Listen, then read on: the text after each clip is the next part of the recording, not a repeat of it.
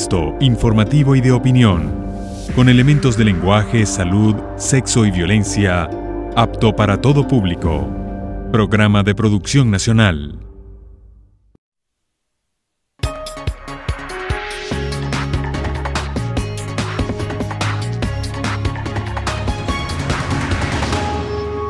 Siete y un minuto. Sigue con nosotros Juan Carlos Thanos, director de la Asociación de Colombianos y Colombianas de Venezuela. Hablábamos pues del panorama político y económico y social entre el gobierno de Colombia y Venezuela y la situación de migrantes de nuestro país. Antes de pasar al tema ya de su candidatura y además de la política, del panorama político en Colombia, quería saber la Asociación de Colombianos cuál es la cifra que maneja en este momento de migración y si se han devuelto colombianos de nuestro país a su país natal.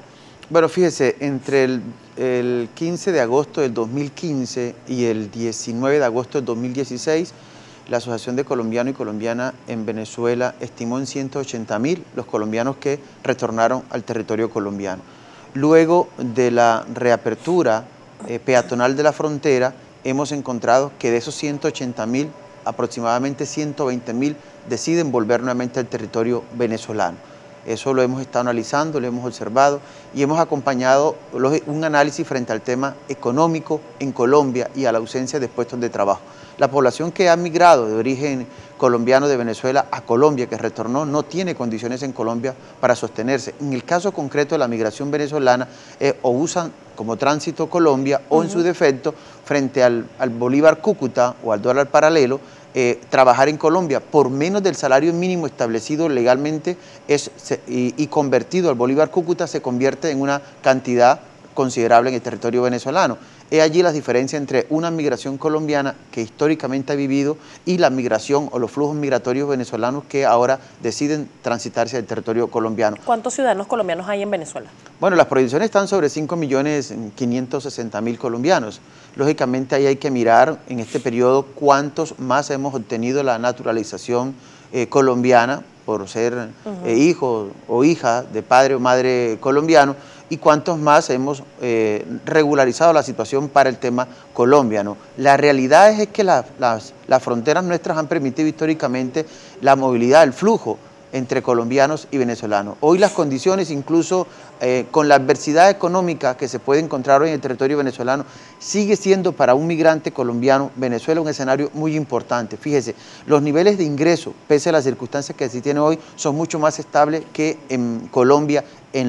Antes de venir la migración colombiana para acá, los ingresos de esas familias estaban alrededor de un salario mínimo. Todavía en Venezuela conservan 3 salarios mínimos de ingresos mensuales. Ahora, los poderes adquisitivos de la moneda. A pesar de ese ingreso, porque allá voy. La inflación venezolana es alta. Claro, pero le pongo un ejemplo, ¿no? Lo que pasa es que aquí hay mucho circulante y eso lógicamente va a producir inflación. En Colombia no hay circulante y los anaqueles están totalmente llenos, pero no hay capacidad para comprar. Pero fíjese lo siguiente, para obtener una pensión en Colombia de 10 trabajadores colombianos, solo uno se pensiona.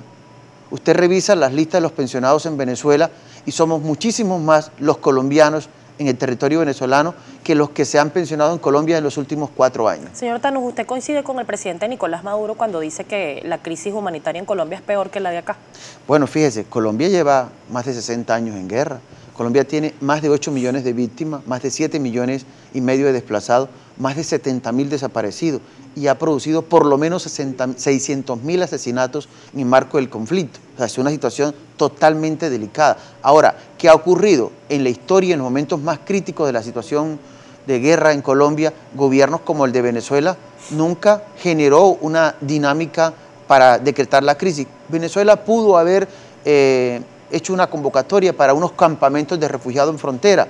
Había las condiciones dadas para eso porque había un reconocimiento del conflicto interno en Colombia. No lo hizo. Y creo que no lo hizo en respeto, lógicamente, a que la sociedad colombiana pudiera resolver los conflictos de orden militar y social en paz, como se intenta hacer justamente con los acuerdos con la guerrilla de la FARC. Pero las condiciones en Colombia están dadas. Mire, el desbordamiento de la población colombiana en el exilio frente al tema Panamá, Ecuador, Perú, incluso Brasil y Venezuela es total. La guerra en Colombia no permitió generar una política para atender a la población desplazada del conflicto colombiano, tanto así que más de 250.000 colombianos hoy en Venezuela, pese a las circunstancias, son refugiados de facto, población que cruzó el límite fronterizo sin declararse perseguido en Colombia, pero que tenía la condición de ser desplazado interno en el territorio colombiano. Lo otro es que, frente al conflicto colombiano, Venezuela siguió siendo observada por la migración colombiana como un departamento más, con mucho respeto, como el departamento número 33, y por eso los ejercicios para la identificación de la población refugiada fueron sumamente lentos. Incluso en el proceso cultural, en Venezuela nos sentimos como si estuviéramos en otro departamento más de la costa norte colombiana o en otro departamento más de los Andes colombianos. Se está proponiendo en este momento un corredor humanitario entre Venezuela y Colombia justamente en la línea fronteriza.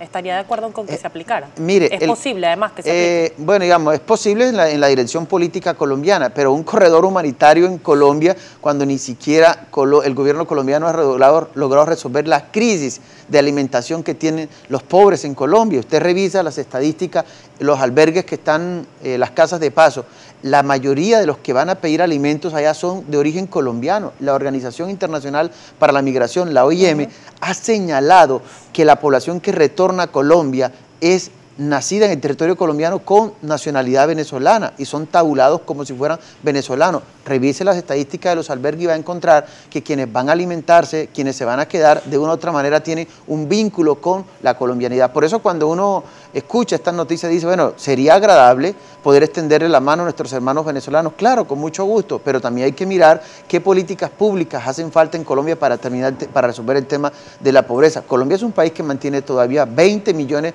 de pobres, hombres y mujeres que no reciben sino hasta un salario, un dólar diario de ingreso mensual, un dólar de ingreso diario en Colombia, y eso los convierte lógicamente en población sumamente pobre en términos de lo económico. ¿Cómo se va a plantear entonces una figura de este tipo cuando no se ha podido resolver ni siquiera los conflictos internos que se tienen? El cumplimiento del tema de los acuerdos de la guerrilla de la FARC en La Habana está en un 17%. Uno dice, bueno, ¿y por qué no hay un escenario distinto para ello?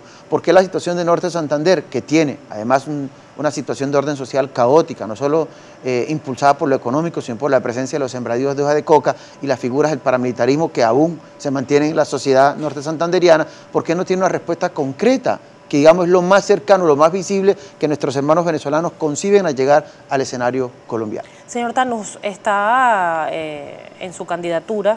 ¿Cuál es su papel como representación de los colombianos en nuestro país? Y si usted va a legislar justamente acá o tiene que legislar en Colombia, ¿cómo es el procedimiento? Bueno, hay que recordar aquí que en Colombia se va a elegir desde el 5 de marzo y hasta el 11 el Congreso, la Cámara Alta y la Cámara Baja, y hay una curul para los colombianos que estamos en el exterior, en la Cámara Baja, que es la Cámara de Representantes, y con ello aspiramos a llegar a través de Alianza Verde número 402. Vamos a legislar en el Congreso colombiano, pero con la representación de la colombianidad. De los 700.000 colombianos y colombianas que estamos inscritos aptos para votar, que vamos a salir a sufragar a partir del 5 de marzo y hasta el 11, se elige un representante. Desde Venezuela, los colombianos tenemos iniciativas legislativas tan importantes como presentar un proyecto de ley para abolir, para eliminar la resolución 8 que emitiera el Banco de la República en marzo del año 2000, que es la que tiene lógicamente el bolívar empobrecido en la frontera y que está afectando a la población colombiana que viene a trabajar al territorio venezolano. Enviar remesas para Colombia es imposible a través del mercado paralelo. ¿Por qué? Porque no hay una compensación. Cuando usted envía, para pagar servicios públicos en Colombia, por decir algo, enviar hoy 100.000 pesos es enormemente una fortuna en el territorio venezolano, que en las circunstancias que se tienen con el valor del bolívar fijado en frontera, el bolívar paralelo, el bolívar Cúcuta, es imposible. Entonces nosotros estamos proponiendo un proyecto de ley que elimine esa resolución, pero que además establezca un mecanismo para que las remesas a Colombia se puedan enviar en la relación bolívar-peso sin pasar por el dólar. Ese es un elemento importante. El segundo elemento tiene que ver con el tema de los consulados. La población colombiana en el exterior no puede seguir pagando los costos de productos y servicios que se venden en los consulados colombianos tan costosos. Es imposible pagar 900.000 bolívares por un pasaporte internacional, cuando un pasaporte fronterizo cuesta 50.000 y los costos de impresión son casi los mismos. Entonces estamos proponiendo un proyecto para regular los costos y para regular los horarios de atención a la población colombiana en los 336 sitios de... Señor Thanos, hay participación acá de nuestra audiencia. Le pregunta lo siguiente, y quiero aprovechar el tiempo con usted. Luis Ustaris le dice al distinguido invitado, ¿cómo se le garantiza a los inmigrantes seguridad jurídica en el territorio? Bueno, en el territorio venezolano o en el territorio... Se refiere, me imagino, a los venezolanos que se van a Colombia. Bueno, fíjese, ahí hay una disyuntiva, ¿no? Porque las últimas resoluciones, las últimas medidas tomadas por el presidente Juan Manuel Santos apuntan un poco a generar un nivel de confianza frente a la población migrante.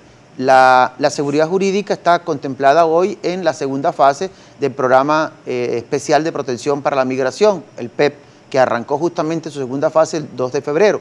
Esa es una medida. La otra es que el gobierno colombiano, en términos de lo general, no alcanza a establecer un mecanismo de seguridad jurídica para los nativos. Usted tendrá lógicamente que en los porcentajes que se pueda establecer el vínculo para que esa seguridad jurídica se extienda a la migración colombiana. Un dato importante para el usuario: Colombia es uno de los países que menos naturalizados tiene.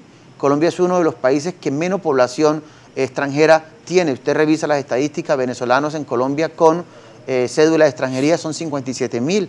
Eso es muy poco para los flujos que se dice tener de venezolanos en el territorio colombiano. Y ahí está parte de la seguridad jurídica de un Estado como el colombiano, que intenta concebir algunos mecanismos más en la presión política que en el componente real de aplicación del derecho migratorio en el territorio colombiano. Le pregunta a Manuel Hernández, ¿la situación de movilización militar en la frontera de parte de Colombia está justificada para usted? Mire, yo creo que no hay justificación alguna.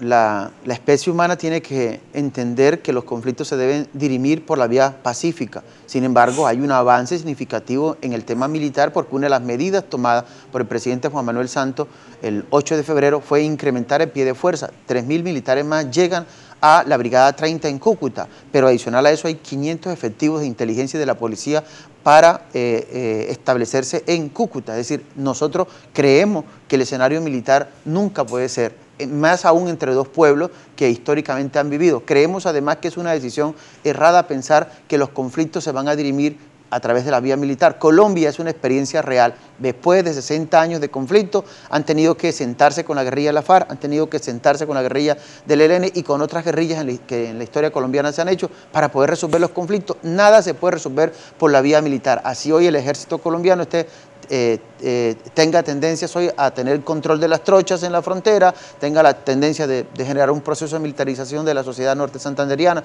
o incluso en La Guajira, en Arauca o en Bichada, ¿no? Pese a eso, creemos que eso no está justificado desde ninguna óptica. Su opinión sobre lo dicho por el presidente Juan Manuel Santos o el llamado que hizo a empresas colombianas de no explotar a los venezolanos y de darles o de suministrarles un salario acorde a la función que estén cumpliendo cualquiera que sea en el país. Fíjese, yo creo que parte de la crisis que se tiene hoy en Colombia tiene que ver con eso. No hay una unidad de criterio, una política única establecida frente al tema de la migración.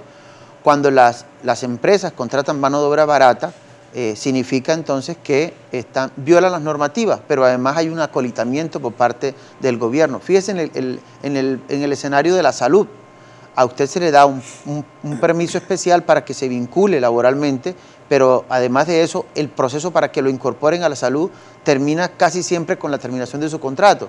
Pasan 6 meses y usted, como migrante venezolano, todavía no ha tenido acceso a la salud pública en Colombia. Además que es muy deficiente la Ley 100 del año 93, que es la que regula el tema de la salud. No se alcanza ni siquiera a atender la demanda de la población nativa y la incorporación de nuestros hermanos venezolanos genera caos. Por eso la decisión de vincular, de llevar 20.000 millones de pesos más al sector salud en la zona de frontera para ver si de alguna forma se logra paliar la situación que se tiene. Señor Thanos, un placer. Muchísimas gracias por la invitación. Gracias a usted por venir. Estábamos conversando con Juan Carlos Thanos, director de la Asociación de Colombianos y Colombianas de Venezuela. Son las 7:14 minutos de la mañana. Hacemos pausa, ya venimos.